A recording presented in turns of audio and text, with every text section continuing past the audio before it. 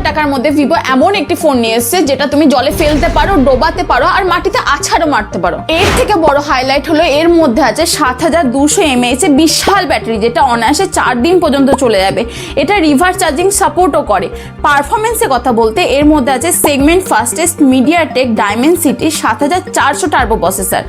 1 মিলিয়নের কাছাকাছি অন্তত স্কোর নিয়ে এতে তুমি বিজয়ের মতো গেম 60 FPS এ স্মুথলি খেলতে পারবে। আর ক্যামেরা প্রেমিকদের জন্য আছে দুর্দান্ত আকর্ষণ। এর মধ্যে আছে সোনি 50 মেগাপিক্সেলের ব্যাক ক্যামেরা আর 32 মেগাপিক্সেলের ফ্রন্ট ক্যামেরা, যাতে ছবিগুলো জাস্ট দুর্দান্ত আসে, পুরো DSLR লেভেলে।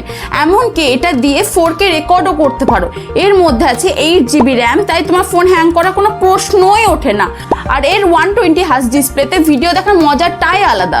আর তুমি পেয়ে যাবে অরিজিন OS 6 4 ইয়ারের সিকিউরিটি আপডেটের সাথে। এটা হচ্ছে ভিভো T5X 5G। এর মধ্যে দুটি কালার অপশনস আছে, আর আমার মতে এটা এই বাজেটের মধ্যে সেরা ফোন।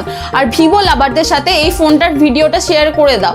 আর ভিডিওটা ভালো লাগলে আমাকে ফলো করতে ভুলো না।